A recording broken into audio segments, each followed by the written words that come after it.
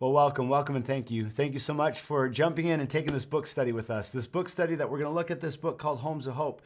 It's the story of YWAM, one of our mission partners that we're going to be doing an incredible project with. And we're excited to share this project with you and excited for you to be a part of it.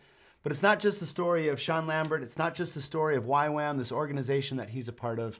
It's the story of you. It's the story of me. It's the story of all of us. What happens when we're able to look at the world that we're a part of and see how God could use us to make a positive impact in it? At the beginning of the story, Sean starts to tell his story about how God got a hold of his heart, broke his heart open to see the need of the people who were around him, the needs of the people that were around him. I'll never forget when I was in seminary, I had the opportunity as a part of my seminary experience to work with a homeless shelter.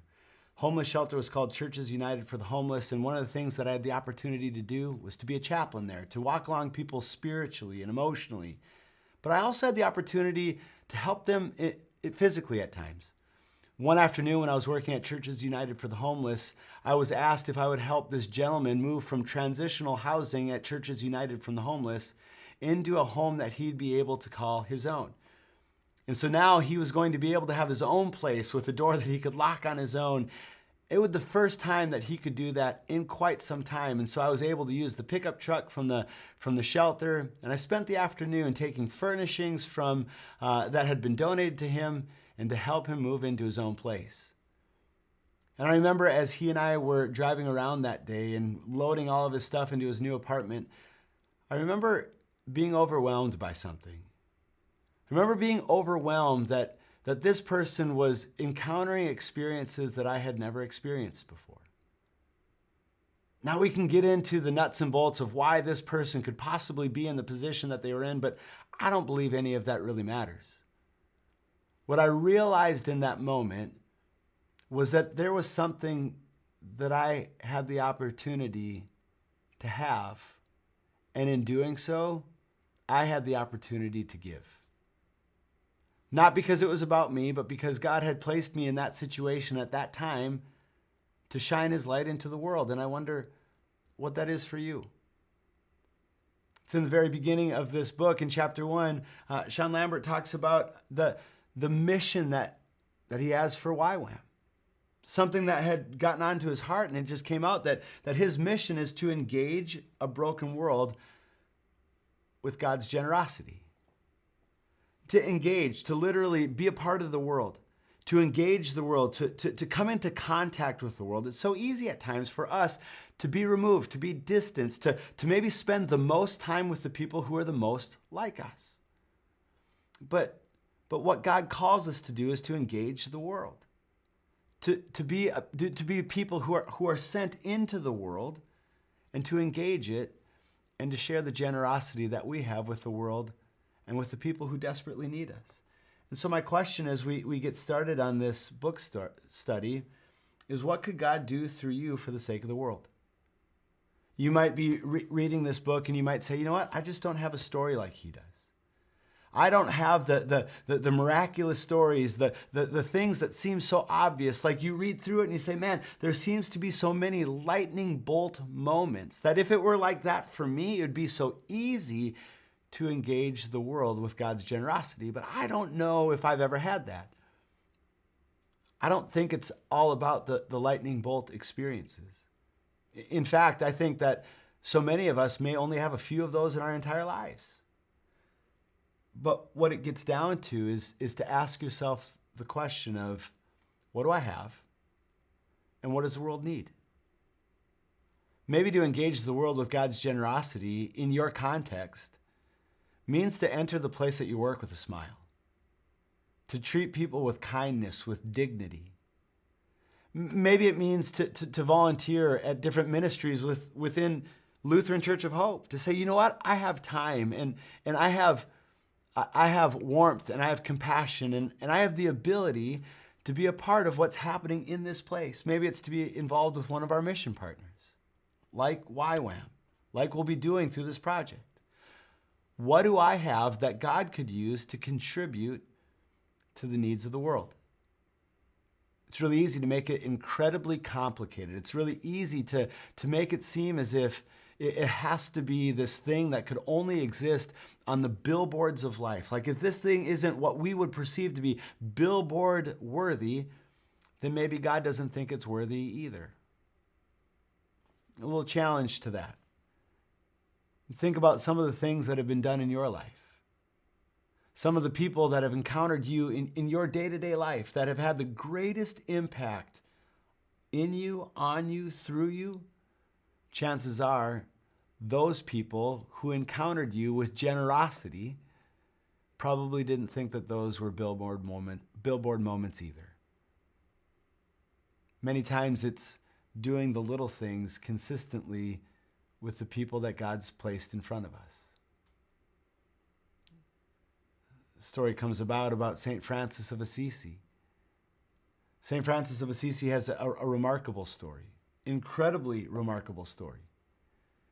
He was living in the land in which his dad had a lot of influence. His family was incredibly wealthy. But as St. Francis at that time, as Francis was walking through the streets of his town, he saw that there are a whole lot of people that didn't have nearly as much as he had. And he couldn't reconcile that. He couldn't reconcile that the thing that separated him from these people, in some regards, only seemed to be circumstantial. That he was born into a certain family, that he was born into a certain environment. And there were others that weren't, others that hadn't. And so as he's going through the streets of his town and seeing the plight of so many people, he starts to ask himself,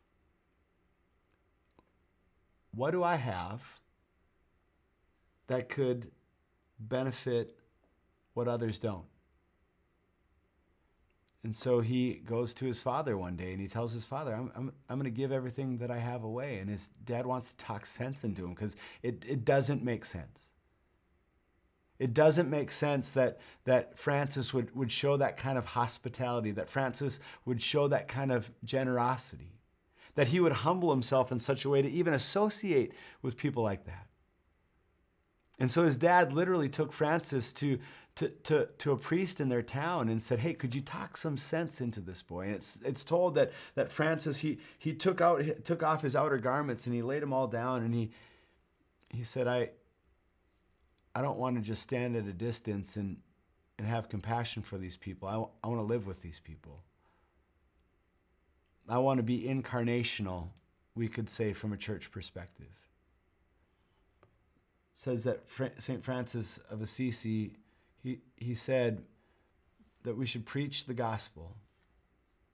Tell people about the good news of Jesus Christ at all times, with every breath that we have, with all that we have, wherever we are, whatever context we are with, no matter who it is that we're with. Preach the gospel. Tell people about the good news of Jesus Christ at all times. But it's quite interesting. He says, use words only when it's necessary. I think it's Jesus that says, they'll know that you are my followers by your love.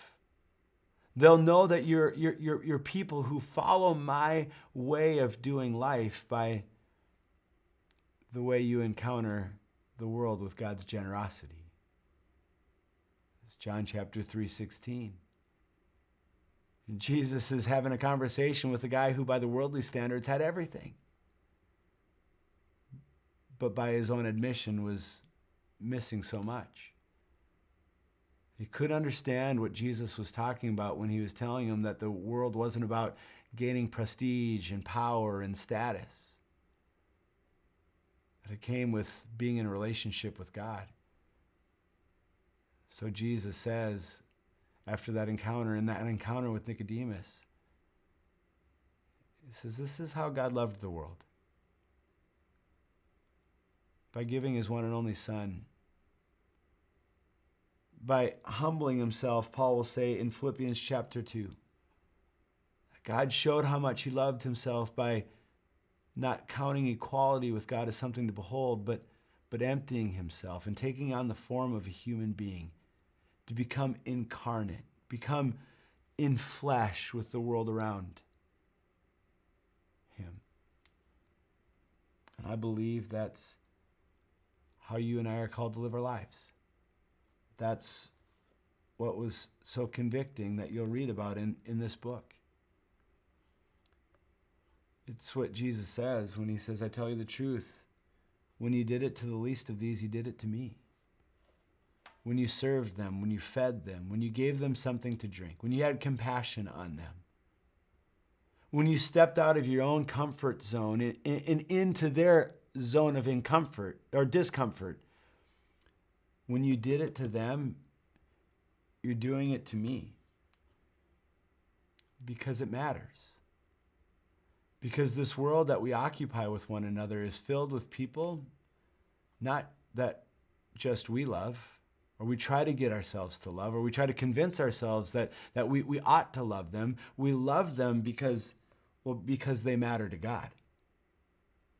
Every single human being on the face of this planet, every human being that's ever been on the face of this planet, or whoever will be on the face of this planet, they matter to God.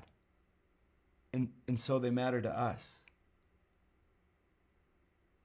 And so who is God calling you to do that to? For? Through? Who are the ones that matter most to God in your sphere of influence? The places that you go. Not just the billboard moments, not just the billboard places that you go, but the places where you find yourself every day. You don't have to travel across the world to do it. You can do this in your own neighborhood. You can do this in your own community. You can do this in your own family. Radical acts of love happen when we see people the way that God sees them.